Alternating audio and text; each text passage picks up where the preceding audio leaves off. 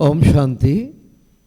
आज के 15 एप्रिल 2026 आज के शुभ बांगला नववर्ष।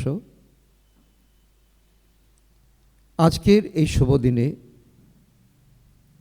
सकल ईश्वरीय परिवार के जानाई अनेक अनेक प्रीति शुभेच्छा और अभिनंदन। आज के आमरा शुनছি साकार बांगला मुरली आजकेर महावाक्य। এই মহাবাক্যে বাবা বলেছেন, মিষ্টি বাচ্চারা, তোমাদের সধর্ম হলো শান্ত।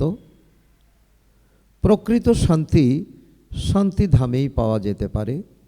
এই কথা সবাইকে শোনাতে হবে, স্বধর্মে থাকতে হবে।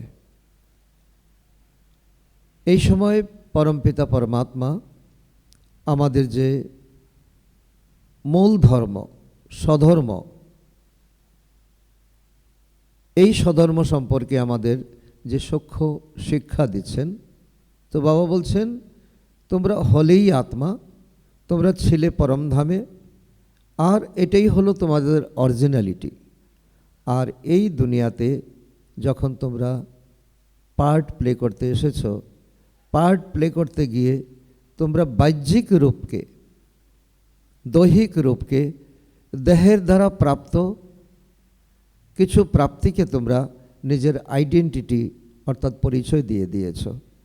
এটা তোমাদের পরিচয় হতে পারে না। তোমাদের পরিচয় হলো শান্ত স্বরূপ আত্মা।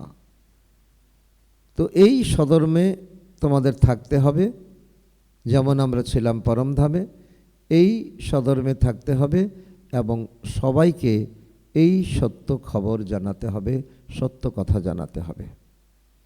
আজকের মুরলি থেকে প্রশ্ন, কোন জ্ঞান একমাত্র বাবার কাছেই আছে যা এখন তোমরা পাঠ করে থাকো? উত্তর, পাপ আর পুণ্যের জ্ঞান। ভারতবাসী যখন বাবাকে গালি দিতে শুরু করে তখন পাপ আত্মা হয়ে যায়। আবার যখন বাবা আর ড্রামাকে জেনে যায় তখন পুণ্য আত্মা হয়ে যায়।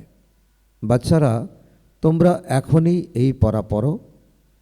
তোমরা জানো যে সবাইকে সদ্গতি দেন একমাত্র বাবাই। মানুষ মানুষকে সদ্গতি অর্থাৎ মুক্তি, জীবন মুক্তি দিতে পারে না। তো এই সময়ে যে আমাদের ধারণা, এই সময়ে যে সত্যকে মেনে নেওয়া, তো এটা আমাদের জীবনে অনেক বড় প্রাপ্তি, অনেক বড় লটারি। কারণ ভক্তির তো গেরা কলে আমরা ফেসে আছি এবং অন্যকে আমরা ফাঁসিয়ে চলছি। আর তখন ভক্তির কিছু সিদ্ধান্ত আমরা নিজেও মনে করছি এটাই সত্য, অন্যের কাছেও এই মেসেজ আমরা দিচ্ছি। আর এটা হলো ভগবানকে গালি দেওয়া, ভগবানকে সর্বব্যাপী বলা, ভগবানকে কৃষ্ণ বলা, বা ভগবানই দুঃখহর্তা, সুখকর্তা, তিনি সুখ দেয়, তিনি দুঃখ দেয়। তো এই সমস্ত যখন আমরা দাপট থেকে আমরা রাবণের দেওয়া উপহারকে আমরা মেনে নিয়েছি, তখনই আমাদের এই অধঃপতন শুরু হয়েছে। আর এই সময় বাবার পরিচয় দিয়ে আর ড্রামার পরিচয় দিয়ে যে শিক্ষা আমাদেরকে দিচ্ছেন, এই শিক্ষাই হলো আমাদের মুক্তি, জীবন মুক্তির প্রাপ্তির রাস্তা। কোনো মানুষ মানুষকে মুক্তি, জীবন মুক্তি দিতে পারে না। আজকের মুরলি থেকে গীত, এই পাপের দুনিয়া থেকে আমাদের নিয়ে চলো। ওম শান্তি। বাবা বসে বাচ্চাদের বোঝান। কি বোঝান? এ হলো পাপ আত্মাদের দুনিয়া, বা ভারতকেই বলা হবে ভারত পুণ্য আত্মাদের দুনিয়া ছিল, যেখানে দেবী দেবতাদের রাজ্য ছিল, সোনার মহল ছিল, রত্ন জড়িত সমস্ত সম্পদ ছিল প্রত্যেকের কাছে। এই ভারত শোকদাম ছিল। এখানে আর কোনো খণ্ডই ছিল না, একই ভারত ছিল। সুখ, শান্তি, স্বস্তি সেই সত্যযুগে ছিল, যাকে স্বর্গ বলা হয়, এ হলো নরক। ভারতই স্বর্গ ছিল, এখন নরক হয়ে গেছে। নরকে সুখ শান্তি স্বস্তি কোথা থেকে আসবে? কলিযুগকে নরক বলা হয়। কলিযুগ অন্তকে আরও ভয়ানক নরক বলা হয়, দুঃখধাম বলা হয়। ভারতই শোকধাম ছিল যখন এই লক্ষ্মীনারায়ণের রাজত্ব ছিল। তো বাবা বলছে যে এটা তোমাদের জীবন কাহিনী, তাকে ভালোভাবে শুনে অনুভব করো, দেখবে তোমাদের স্বধর্মকে তোমরা ভালোভাবে বুঝতে পারবে, আর এতে টিকে থাকার যে লাভ তোমরা তাকে অনুভব করতে পারবে। ভারতবাসীদের গৃহস্থ ধর্ম পবিত্র ছিল, সেখানে পবিত্রতাও ছিল, সুখ শান্তিও ছিল, সম্পত্তি অনেক ছিল। এখন সেই ভারত পতিত হয়ে গেছে, সবাই কি হয়ে গেছে? বিকারী হয়ে গেছে। কারণ বিকার সর্বস্ব চিন্তা ভাবনা কর্ম মানুষের সকলের হয়ে গেছে। এ হলো এই কারণে দুঃখধাম। ভারত শোকধাম ছিল, আর আমরা আত্মারা সেখানে বাস করি। এ হলো শান্তিধাম। শান্তি সেই ধামে পাওয়া সম্ভব। বাস্তবে যে শান্তি আমরা বলছি, প্রকৃত শান্তি তো শান্তি ধামেই পাওয়া যায়। আত্মা ওখানেই শান্তিতে থাকতে পারে, যাকে সুইট হোম নিরাকারী দুনিয়া বলা হয়। তো সে হলো আত্মাদের ঘর। ওখানে যখন থাকে তখন আত্মারা শান্তিতে থাকে। বাকি জঙ্গল আদি অন্য কোনো স্থানে গেলেও শান্তি পাওয়া সম্ভব নয়। শান্তিধাম তো ওখানেই। শতযুগে সুখও থাকে, আবার শান্তিও থাকে। এখানে এই দুঃখধামে শান্তি লাভ সম্ভব নয়, শান্তিধামে শান্তি লাভ সম্ভব। সুখধামেও কর্ম হয়, শরীরের দ্বারা অভিনয় করতে হয়। এই দুঃখধামে একজন মানুষও নেই যার সুখ শান্তি আছে। এ হলো ভ্রষ্টাচারী পতিত ধাম। তাই তো পতিত পাবনকে ডাকে, কিন্তু ওই বাবাকে কেউ জানে না, তাই আজ অনাথ হয়ে গেছে। আর বাবা বলছে ওই বাবাকে কেউ জানে না, তাই আজ অনাথ হয়ে আছে। এই অনাথ হওয়ার কারণে নিজেদের মধ্যে কি করে লড়াই ঝগড়া মারামারি হিংসা বিদ্বেষ, এখানে কত দুঃখ অশান্তি মারামারি। এই হলোই রাবণ রাজ্য। মানুষ রামরাজ্য চাইতে থাকে। গান্ধীজিও চেয়েছিলেন রাবণ রাজ্যে না থাকে সুখ আর না শান্তি। রামরাজ্যে সুখ শান্তি দুইই ছিল। ওখানে নিজেদের মধ্যে কেউই লড়াই ঝগড়া করতো না, সেখানে রাবণ ছিল না। ওখানে 5 বিকার থাকেই না সত্যযুগে। এখানে 5 বিকার বর্তমান। প্রথম দেহবোধ হলো তার মুখ্য।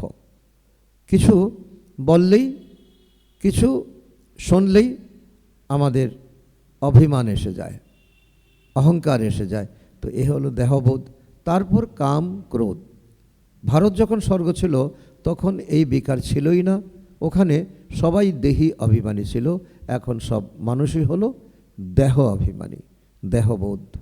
দেবতারা ছিল দেহি অভিমানী। দেহ অভিমান সম্পন্ন মানুষ কখনোই কাউকে সুখ দিতে পারে না। তারা একে অপরকে দুঃখী দেয়, দুঃখী দিয়ে আসছে, দুঃখী দিতে থাকবে। এমন মনে করো না যে কেউ লাখপতি কোটিপতি বা পদমপতি হলেই তারা সুখী হবে। বাবা বলছে এ তো সবই মায়ার আড়ম্বর। মায়ার আড়ম্বর কিছুদিন, তো এই মায়ার আকর্ষণ তাদেরকে আকৃষ্ট করে রাখবে। তারপর একদিন দুঃখ, তারপর একদিন শোক। এ হলো মায়ার রাজ্য। এখন এর বিনাশের জন্য মহাভারতের লড়াই সামনে উপস্থিত। এরপর কি হবে? স্বর্গের দ্বার খুলবে। তো বাবা বলছেন অর্ধেক কল্পর পরে আবার নরকের দ্বার খোলে। আর এই নরকের দ্বারের কাণ্ডারি হলো রাবণ। এই কথা কোনো শাস্ত্রতে নেই। ভারতবাসীরা বলে যখন ভক্তি করবে তখন ভগবানকে পাবে। বাবা বলেন যখন ভক্তি করতে করতে সম্পূর্ণ নিচে নেমে যায় তখন আমাকে আসতে হয়, স্বর্গের স্থাপনা করতে হয়, অর্থাৎ ভারতকে স্বর্গ বানাতে হয়। ভারত যা একদিন স্বর্গ ছিল তা নরক কীভাবে হলো? রাবণ এমন কি করলো? গীতার ভগবানের কাছ থেকে তোমরা রাজ্যভাগ্য পেয়েছ, 21 জন্মের তোমরা স্বর্গে রাজত্ব করতে। বাবা বলছেন এই স্মৃতিকে আবার ঘুরিয়ে আনো। আমি তোমাদেরকে সত্য কথা বলছি, তোমাদের জীবনের কাহিনী বলছি। এরপর ভারত দাপর থেকে কলিযুগে এসে গেছে, অর্থাৎ অবতরণের কলা হয়ে গেছে। তাই সবাই ডাকতে থাকে পরমপিতাকে, পরমপিতাকে ডাকতে থাকে, হে পতিত পাবন এসো। পতিত দুনিয়াতে কোনো পতিত মানুষই সুখ শান্তি পেতেই পারে না। এখন ড্রামাতে এই সিস্টেমই নেই। তারা কত দুঃখ ভোগ করে, আজ অর্থ চুরি হলো, আজ দেওয়ালিয়া হয়ে গেল, আবার আজ কেউ রোগী হয়ে গেল। দুঃখই দুঃখ, তাই না? তো সেই জন্য বাবা বলছেন তোমরা এখন সুখ শান্তির উত্তরাধিকার পাওয়ার পুরুষার্থ করছো, বাবার কাছ থেকে স্বর্গের উত্তরাধিকার পাওয়ার পুরুষার্থ করছো। একমাত্র বাবাই তোমাদের সদা সুখী করেন, রাবণ তোমাদের চির দুঃখী করেন। এই কথা ভারতবাসীরা জানে না। শতযুগে কোনো রকম তো বিষয় থাকে না, দুঃখের কোনো রকম বিষয় থাকে না, সেখানে কখনো কাঁদতে হয় না, সেখানে সর্বদাই সুখেই সুখ। ওখানে দেহবোধ অথবা কাম ক্রোধ ইত্যাদি থাকেই না। যতক্ষণ 5 বিকার দান করবে না ততক্ষণ দুঃখের গ্রহণ দূর হবে না। বলা হয় না, বলা হয় দান করলে গ্রহণ দূর হয়ে যাবে। যখন আমরা এই জ্ঞান সম্পর্কে আমরা ওয়াকিবহাল ছিলাম না, তখন আমরা রাবণের শেখানো কথাই আমরা বলতাম যে দান দাও, যে গরিবদেরকে দান করো, তাহলে গ্রহণ ছুটে যাবে। কারণ এখন আমরা সম্পূর্ণভাবে বুঝতে পারছি তো গ্রহণ একটা প্রাকৃতিক ব্যাপার। আর দান যদি দিতে হয় তাহলে এই রাবণের দেওয়া যে গিফট আমরা পেয়েছি দাপর যুগ থেকে 5 বিকার, তাকেই দান দিতে হবে। যতক্ষণ 5 বিকারের দান করবে না ততক্ষণ দুঃখের গ্রহণ কখনো দূর হবে না। বলা হয় তো দান করলে গ্রহণ দূর হবে। এই সময় সম্পূর্ণ ভারতের 5 বিকার গ্রহণ লেগে আছে। যতক্ষণ না এই 5 বিকারের দান করবে ততক্ষণ দেবতা হতে পারবে না। বাবা হলেন সকলের সদ্গতি দাতা। বলা তো গরু ব্যতীত গতি হয় না, বলেও সকলে, কিন্তু গতির অর্থ মানুষ বুঝতে পারে না। মানুষের গতি সদ্গতির অর্থ হলো মুক্তি আর জীবন মুক্তি। এ তো কেবল বাবাই দিতে পারে, কোনো আচার্য পণ্ডিত গুরু গোসাই এই মুক্তি জীবন মুক্তির অধিকার দিতেই পারে না। এই সময় সকলেরই সদ্গতি হতে হবে। এখন কলিযুগের অন্তিম সময়। তো বাবা বলছেন দিল্লিতে বলা হয় নতুন দিল্লি আর পুরানো দিল্লি, কিন্তু এখন তো নতুন নেই। নতুন দুনিয়াতে নতুন দিল্লি হয়, পুরানো দুনিয়াতে পুরানো দিল্লি। বরাবর যমুনার উপকণ্ঠে দিল্লি পরিস্থান ছিল, শতযুগে ছিল, তাই না? যেখানে দেবী দেবতার রাজ্য করতেন। এখনও পুরানো দুনিয়াতে পুরানো দিল্লি, নতুন দুনিয়াতে এই লক্ষ্মীনারায়ণের রাজত্ব ছিল। ভারতবাসী এসব কথা ভুলে গেছে। নতুন ভারত, নতুন দিল্লি যখন ছিল তখন তাদের রাজত্ব ছিল, অন্য আর কোনো খণ্ডই ছিল না। এ কথা কেউ জানে না। দুনিয়ার মানুষ, বিজ্ঞানীরা অনেক অনেক কিছু আবিষ্কার করে ফেলেছে, কিন্তু এই নিজের জীবনের কাহিনী, অন্তরাত্মার কাহিনী আমরা কেউ জানি না। গভর্নমেন্ট এসব পড়ায় না, জানে যে এসব তো অসম্পূর্ণ ইতিহাস। তো যবে থেকে ইসলাম বৌদ্ধরা এসেছে এটা তো মাঝখানের থেকে ইতিহাস, তার আগের ইতিহাস কোথায়? লক্ষ্মীনারায়ণের রাজত্বের কথা তো কেউ জানে না। বাবা বসেই এই কথা বোঝান যে সম্পূর্ণ সৃষ্টিচক্র কিভাবে চলে। ভারত যখন স্বর্গ ছিল তখন স্বর্ণযুগ ছিল, এখন সেই ভারত দেখো কি হয়ে গেছে। ভারতকে আবার হীরের মতো কে বানাবে? বাবা বলেন যে তোমরা যখন অনেক পাপ আত্মা হয়ে যাও তখন আমি তোমাদের পূর্ণ আত্মা বানাতে আসি, আমি পরম ধাম থেকে ছুটে আসি। এই ড্রামা বানানো আছে যা কেউই জানে না। এই ড্রামা অনাদি অবিনাশী। এই জ্ঞান একমাত্র বাবা ছাড়া আর কেউ দিতে পারে না। বাবা হলেন নলেজফুল, তিনি এসেই আমাদেরকে পড়ান। মানুষকে কখনোই সদ্গতি দিতে পারে না। বাবা বারবার বলছে যে এটা তোমরা জীবনের সিদ্ধান্ত নিয়ে নাও। যখন দেবী দেবতারা ছিল সত্যযুগে ত্রেতাযুগে, তখন সবাই একে অপরকে সুখ দান করত। সেখানে কেউ অসুস্থ বা রোগী হতো না। এখানে তো সবাই রোগী। বাবা এখন এসেছেন আবার নতুন নতুন কর্ম করে স্বর্গ বানাতে। বাবা বলছেন কর্মকে তোমরা সংশোধন করো, কর্মকে পরিবর্তন করো, তো দুনিয়াটাই বদলে যাবে, স্বর্গ দুনিয়া হয়ে যাবে। বাবা স্বর্গ বানান আর রাবণ কি বানায়? নরক বানায়। এ হলো এক খেলা যা কেউই জানে না। বাবা কি বলছেন? এ হলো এক খেলা যা কোনো মানুষ জানে না। শাস্ত্রের জ্ঞান হলো ফিলোসফি, অর্থাৎ ভক্তি মার্গ। তো সে কোনো সদ্গতি মার্গ নয়, এ হলো শাস্ত্রের ফিলোসফি নয়। বাবা কোনো শাস্ত্র শোনেন না। বাবা দেখানো হয়, ব্রহ্মার হাতে শাস্ত্র দেখানো হয়, কিন্তু বাবা বলে যে আমি তো ব্রহ্মার শরীরে আসি, আমি অবতরণ করি, কিন্তু আমি তো হাতে নিয়ে কোনো শাস্ত্র পড়ি না। এ হলো আধ্যাত্মিক জ্ঞান। বাবাকে আধ্যাত্মিক পিতা বলা হবে, তিনি হলেন আত্মাদের বাবা। বাবা বলেন যে আমি হলাম মনুষ্য সৃষ্টির বীজরূপ, তাই আমি নলেজফুল। এই মনুষ্য সৃষ্টির আয়ু কত হবে? বাবা বলে কি এই মনুষ্য সৃষ্টির আয়ু কত, এরপর বৃদ্ধি কিভাবে হয়, তারপর ভক্তি মার্গ শুরু হয়। এই কথা আমরা জানি। বাচ্চারা তোমরা জানো, বাচ্চারা তোমাদের আমি এই জ্ঞান দান করে স্বর্গের মালিক বানাই, তারপর তোমরা মালিক হয়ে যাও। বালক থেকে মালিক তৈরি করি। এই জ্ঞান তোমরা একবারই পাও, তারপর হারিয়ে যায় তোমাদের থেকে। তারপরে তোমাদের এই জ্ঞানের কোনো অস্তিত্বই থাকে না। এর আগে যতটা ছিল ততটাই তোমরা এই সংসারে তোমরা প্রভাব বিস্তার করবে। তোমাদের এই আধা জ্ঞান, এই জ্ঞান তোমরা একবারই পাও, তারপর হারিয়ে যায়। তারপর সত্যযুগে আর ত্রেতা যুগে এই জ্ঞানের কোনো প্রয়োজন থাকে না। এই জ্ঞান কেবল তোমাদের মতো ব্রাহ্মণদের দেবতাদের মধ্যে এই জ্ঞান নেই। এই পরম্পরা ধরে এই জ্ঞান কখনো চলে আসতে পারে না। এই জ্ঞান তোমরা বাচ্চারা কেবল একবারই পাও, এই সঙ্গম যুগে। তোমরা এই জ্ঞান পেয়ে পুরুষার্থ করতে করতে তোমরা জীবন মুক্ত হয়ে যাও। তোমরা বাবার কাছ থেকে উত্তরাধিকার অর্জন করো। তোমাদের কাছে অনেকে আসে যারা বলে অনেকে বলে, বাবা বলছে যে তারপর তোমাদের এই জ্ঞান হারিয়ে যায়। সত্যযুগে ত্রেতাযুগে এই জ্ঞানের কোনো প্রয়োজন থাকে না। এই জ্ঞান কেবল তোমাদের মতো দেবতাদের মধ্যে এই জ্ঞান থাকবে না। ব্রাহ্মণ জীবন আমাদের কত শ্রেষ্ঠ জীবন, তাই পরম্পরা ধরে এই জ্ঞান কখনো আসতেই পারে না। এই জ্ঞান তোমরা বাচ্চারা কেবল একবারই পাও, যাতে তোমরা জীবন মুক্ত হয়ে যাও। তোমরা বাবার কাছ থেকে উত্তরাধিকার অর্জন করো।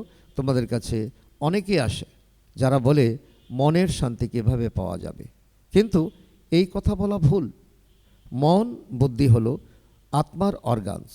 যেমন শরীরের অর্গানস আছে, বাবা এসেই আত্মাকে পাথর বুদ্ধি থেকে পারস বুদ্ধি তুল্য করে তোলেন, যা সত্যযুগ থেকে শুরু করে ত্রেতাযুগ পর্যন্ত চলতে থাকে। আত্মা আবার পাথর বুদ্ধি হয়ে যায়। এখন আবার তোমরা পাথর বুদ্ধি থেকে পারস বুদ্ধির তুল্য হয়ে যাচ্ছ। তোমাদের যে পরশ পাথরের মতো বুদ্ধি ছিল তাতে খাদ মিশে গেছে, এখন আবার পরশ পাথরের মতো বুদ্ধি কিভাবে হবে? বাবা বলেন, হে আত্মারা, আমাকে স্মরণ করো। এই স্মরণের যাত্রাতেই তোমরা পবিত্র হতে পারবে আর আমার কাছে চলে আসবে। পবিত্র হবে আর আমার কাছে চলে আসবে, যেখানে আমি থাকি, অর্থাৎ ব্রহ্মা মহাতত্ত্বে।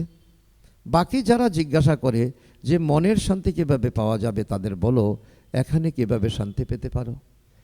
এখানে তো কোনো শান্তি নেই, শান্তি তো উধাও হয়ে গেছে। এ হলোই দুঃখদাম, কেননা এখানে বিকারের প্রবেশতা। এ তো অসীম জগতের পিতার কাছ থেকে উত্তরাধিকার পাওয়া যেতে পারে। তোমরা যখন যাবে পরমধামে, তখন তোমরা শান্তির অধিকারী হবে। এরপর রাবণের স্বাদ পেলে তোমরা পতিত হয়ে যাবে। আর তখন বাবার কাছে পবিত্র হতে 1 সেকেন্ড সময় লাগে। এখন তোমরা বাবার কাছ থেকে জীবন মুক্তির উত্তরাধিকার নিতে এসেছো। বাবা জীবন মুক্তির আশীর্বাদ দেন আর রাবণ দেয় জীবন বন্ধের অভিশাপ। তাই এখানে দুঃখী দুঃখ হয়। এই ড্রামাতেও জানতে হবে, দুঃখদামে কেউ সুখ শান্তি পেতে পারে না। শান্তি তো হলো আমাদের আত্মাদের স্বধর্ম। স্বধর্ম শান্তিধাম হলো আত্মাদের ঘর, আমাদের পার্মানেন্ট অ্যাড্রেস। আত্মা বলে আমার স্বধর্ম হলো শান্ত, আমি শরীর ধারণ করি না, এখানে এসে বসে যাই। কিন্তু কতদিন বসে থাকবে? কর্ম তো করতেই হবে, তাই না? যতক্ষণ মানুষ ড্রামাকে বুঝতে না পারবে ততক্ষণ দুঃখী থাকে। বাবা বলেন আমি হলামই গরিবের ভগবান। এখানে গরিবরাই আসবে, বিত্তদের জন্য এখানেই হলো স্বর্গ। ওখানে ভাগ্যে স্বরূপ যুগ নেই। বাবা বলেন আমি গরিবের ভগবান, বিত্তদের গরিব আর ভিখারীদের ভগবান বানাই। বিত্তবানরা এত উচ্চপদ প্রাপ্ত করতে পারে না, কেননা বিত্তবানদের এখানেই নেশা থাকে। ধন কামাতে হবে, জমাতে হবে, বাড়ি বানাতে হবে।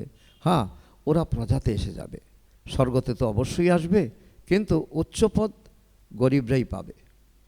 গরিবরা বিত্তবান হয়ে যায়, তাদের তো দেহবোধ থাকে যে আমরা ধনবান। বাবা কিন্তু বলেন এই ধন সম্পদ সব মাটিতে মিশে যাবে, বিনাশ হয়ে যাবে। দেহি অভিমানী হতেই তোমাদের অনেক অনেক পরিশ্রম, বিনাশ হয়ে যাবে চোখের সামনে। তখন ইচ্ছা করলেও কাউকে তুমি বাঁচাতে পারবে না, আর দেহি অভিমানের স্থিতি তোমাকে রক্ষা করবে।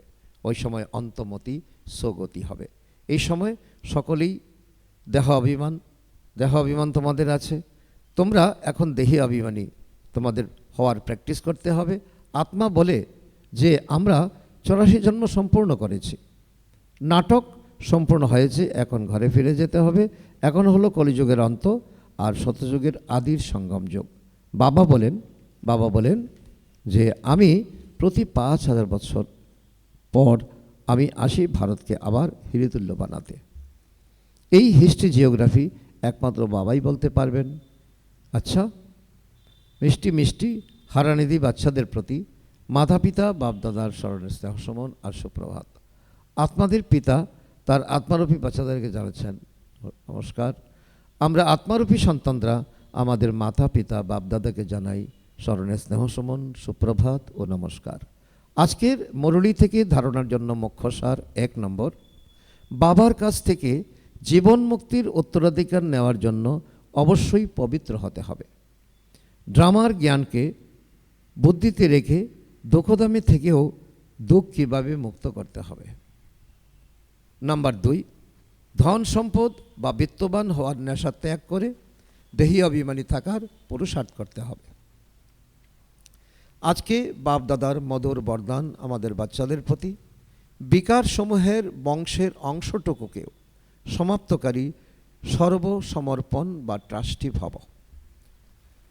যারা ভবিষ্যতের কোনো বিপদের কথা ভেবে পুরানো সংস্কারের সম্পত্তির কিছু অংশ আলাদা করে রেখে দেয়, মায়া তাদের কোনো না কোনোভাবে ঠিক ধরে ফেলে। পুরানো রেজিস্টারের ছোট একটি টুকরোও যদি অবশিষ্ট থাকে তাহলে মায়া সেটা দিয়ে পাকড়াও করে। মায়া অত্যন্ত শক্তিশালী, তার ক্যাচিং পাওয়ার মোটেই কম নয়। সেজন্য বিকারের বংশের সামান্যতম অংশকেও সমাপ্ত করো। মনের কোণে কোণে যেন পুরানো সংস্কারের খাজানা কোনো চিহ্ন বা নিশানা না থাকে। একই বলা হবে সর্বসমর্পণ, ট্রাস্টি বা যজ্ঞের স্নেহী সেবাদারী আত্মা। আজকের স্লোগান, কারো বিশেষত্বের কারণে তার প্রতি বিশেষ স্নেহ তৈরি হওয়া, এটাও এক প্রকারের আসক্তি। আজকের অব্যক্ত ইশারা, মহান হওয়ার জন্য মধুর এবং নম্রতার গুণ ধারণ করো। এর অন্তর্গত বাবা বলেছেন মধুরতাই হলো মহানতা। এর ফলে মন ও মুখের তিক্ততা সমাপ্ত হয়ে যায়, ক্রোধের অগ্নি শীতল হয়ে যায়। বাপদাদা তার প্রতিটি সন্তানকে শীতল দেবতা বানাতে চান। সেই জন্য মধুরতার গুণ ধারণ করো। তোমাদের মুখচ্ছবি যেন মিষ্টি হয়। মধুরতার গুণে ভরপুর হও। যারা তোমাদের সান্নিধ্যে আসবে তাদের মধ্যে তাদের মধুর বাক্য বা শক্তিশালী দৃষ্টি দিয়ে ভরপুর করে তোলো। এই সময়ে এখন বাইরের বড় কোনো সেবা বিশেষ হবে না, এখন নিজের সেবা একান্তভাবে করতে হবে। স্বউন্নতি আর তার সঙ্গে বিশ্বের উন্নতি, বিশ্বের কল্যাণ। আচ্ছা, ওম শান্তি।